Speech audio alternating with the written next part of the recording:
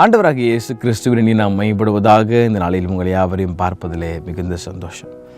நம்ம வாழ்ந்து கொண்டிருக்கிற இந்த கடைசி காலத்தில் நிறைய நேரத்தில் கீழே விழுறோம்.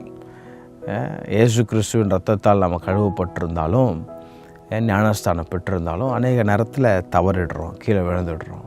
ஆனால் மறுபடியும் எழும்புறதுக்குள்ளே ஒரு பெரிய வழியாயிருது இல்லை. பிசாசு கில்ட்டு கொடுத்துருவான், மற்றவங்க என்ன நினைப்பாங்கன்னு தெரியாது, நமக்கே நம்மளை பிடிக்காது, ஐயோ இப்படி பண்ணிட்டோமே, துரோகம் பண்ணிட்டோமே, ஆவியானவரை துக்கப்படுத்திட்டோமே. ஆனால் ஏசப்பா பாருங்களேன், ரொம்ப நம்மளை நேசிக்கிறனால அவர் அழகான வார்த்தைங்க சொல்கிறார். எபிரேயர் 4:15-16 பாருங்கள். நம்முடைய பலவீனங்களை குறித்து பரிதபிக்கக்கூடாத பிரதான ஆசாரியர் நமக்கு இராமல் எல்லா விதத்திலும் நம்மை போல் சோதிக்கப்பட்ட, எனக்கு அந்த வார்த்தை ரொம்ப பிடிச்சிருக்குங்க. எல்லா விதத்திலும் நம்மை போல் சோதிக்கப்பட்டிருக்கிறாராம் பாருங்களேன். இன்றைக்கி நம்ம சொல்ல முடியாது இயேசு கிறிஸ்துவுக்கு என்னங்க, அவர் இந்த உலகத்தில் ஆழம தெய்வமாக வாழ்ந்தார். இல்லைங்க, he lived as a man. அதனால தான் வசனம் சொல்லுது, எல்லா விதத்திலும் நம்மை போல் சோதிக்கப்பட்டிருக்கிறார். அப்போ ஏசு, நான் ஒரு வாட்டி நினச்சி பார்த்தப்பா, இன்றைக்கி நாங்கள் போய் கொண்டிருக்கிறோம், எல்லா விதத்துலையும் ஒரு வாட்டி நீங்கள் temp ஆகிருப்பீங்க. God was tempted in every situation as man went through, as humans go through. ஆனால் பாருங்கள், எல்லா விதத்திலும் நம்மை போல் சோதிக்கப்பட்டும் பாவம் இல்லாதவருமாய் இருக்கிறார். அதான் பியூட்டியாங்க.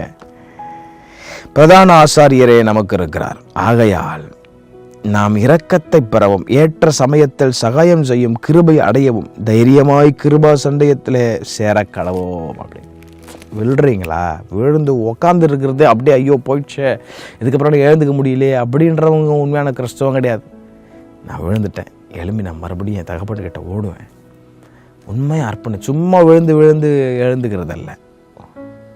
நான் விழுந்துட்டேன், நான் எழும்பி அப்பாகிட்ட ஓடுறேன். அடுத்த முறை கீழே விழாதபடி, அப்பா என்னால் முடியாது, நீங்கள் என்ன தாங்கிக்குங்க, என் வீக்னஸ் எல்லாம் உங்களுக்கு தெரியும், நான் இந்த விதத்தில் இந்த குறிப்பிட்ட விஷயத்தில் நான் விழுந்துடுறேன், இல்லை நான் ரொம்ப வீக்காக இருக்கிறேன், எல்லாத்தையும் அறிஞ்சிருக்கிறாருங்க அவர். மனுஷன் ஒரு வேளை நம்மளை இந்த பார்க்கும்போது, ஐயே இவன் அந்த விஷயத்தில் வீக்கில், இந்த விஷயத்தில் இந்த மனுஷன் வீக்கில் அப்படின்னு சொல்லிட்டு நம்மளை ஒரு பார்க்குறதே ரொம்ப வித்தியாசமாக இருக்கும். இயேசு கிறிஸ்துனுடைய பார்வை ஒரு நாள் அப்படி இருக்கவே இருக்காது. அவர் உங்களை பார்க்கும்போது தன்னுடைய சொந்த பிள்ளையாக தான் பார்க்குறாரு. மீட்கப்பட்ட ஜாதியை பரிசுத்த ஜாதியாக தான் பார்க்குறாரு. ஏன்னா அவர் ரத்தம் உங்கள் மேலே இருக்குது. ஸோ ஆகவே இன்றைக்கி ஒரு பெஸ்ட்டான ஒரு கிருபை என்னென்னா, நம்ம தைரியமாக அவர்கிட்ட போவதற்கு இந்த கிரேஸ் கத்தர் கொடுத்துருக்கிறார். தைரியமாக கிருபா சண்டையில் சேர கடவோம். கீழே விழுந்தீங்களா? ஒருவேளை இந்த சத்தத்தை கேட்டுக்கொண்டிருக்கிற அன்பு சகோதரன், அன்பு சகோதரியை கீழே விழுந்துட்டு ஒருவேளை எழுந்துக்க முடியலன்னு போகணும்னு நினைக்கிறானா, ஏதோ ஒன்று தடுக்குது. I'm encouraging you to force yourself and go to Jesus. Force yourself, because something else is forcing you not to go. இல்லை, அப்போ எழுந்து ஓடு.